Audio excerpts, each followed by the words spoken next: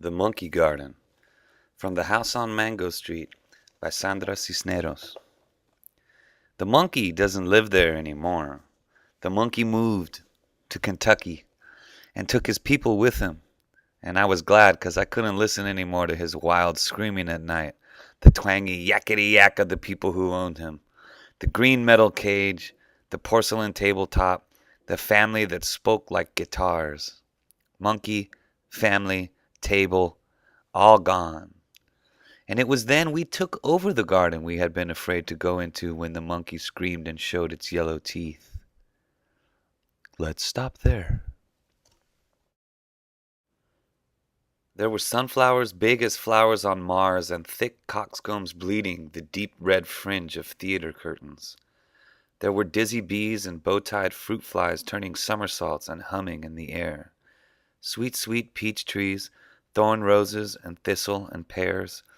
Weeds like so many squinted-eyed stars and brush that made your ankles itch and itch until you washed with soap and water. There were big green apples hard as knees, and everywhere the sleepy smell of rotting wood, damp earth, and dusty hollyhocks, thick and perfumy, like the blue-blonde hair of dead.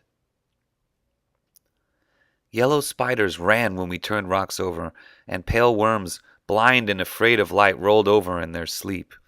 Poke a stick in the sandy soil, and a few blue-skinned beetles would appear, an avenue of ants, so many crusty ladybugs. This was a garden, a wonderful thing to look at in the spring. But bit by bit, after the monkey left, the garden began to take over itself. Flowers stopped obeying the little bricks that kept them from growing beyond their paths. Weeds mixed in. Dead cars appeared overnight, like mushrooms. First one, and then another, and then a pale blue pickup with the front windshield missing. Before you knew it, the monkey garden became filled with sleepy cars. Things had a way of disappearing in the garden, as if the garden itself ate them, or as if, with its old man memory, it put them away and forgot them. Nenny found $1 and a dead mouse between two rocks in the stone wall where the morning glories climbed, and once when we were playing hide and seek, Eddie Vargas laid his head beneath a hibiscus tree and fell asleep there like a Rip Van Winkle until somebody remembered he was in the game and went back to look for him. Stop there. This, I suppose, was the reason why we went there.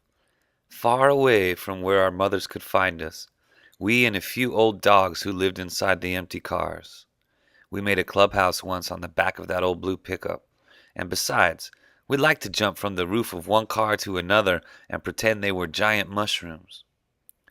Somebody started the lie that the monkey garden had been there before anything. We like to think that the garden could hide things for 1,000 years.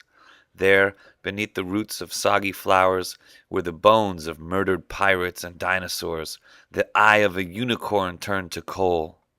This is where I wanted to die, and where I tried one day, but not even the monkey garden would have me.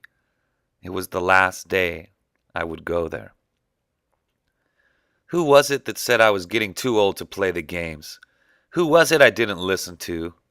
I only remember that when the others ran, I wanted to run too. Up and down and through the monkey garden, fast as the boys. Not like Sally, who screamed if she got her stockings muddy. I said, Sally, come on, but she wouldn't. She stayed by the curb talking to Tito and his friends. Play with the kids if you want, she said. I'm staying here. She could be stuck up like that if she wanted to. So I just left. Stop here. If you've been reading well, your teacher will let you read along to this next section. If you haven't, so sorry. Read the rest on your own.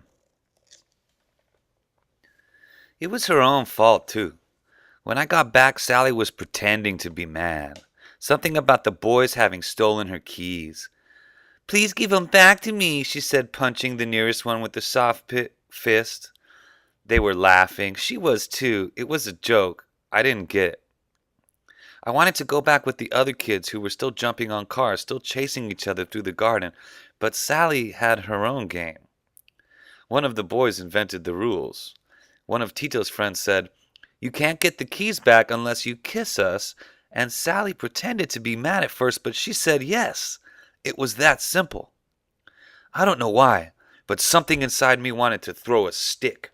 Something wanted to say no when I watched Sally going into the garden with Tito's buddies all grinning. It was just a kiss, that's all, a kiss for each one. So what? She said.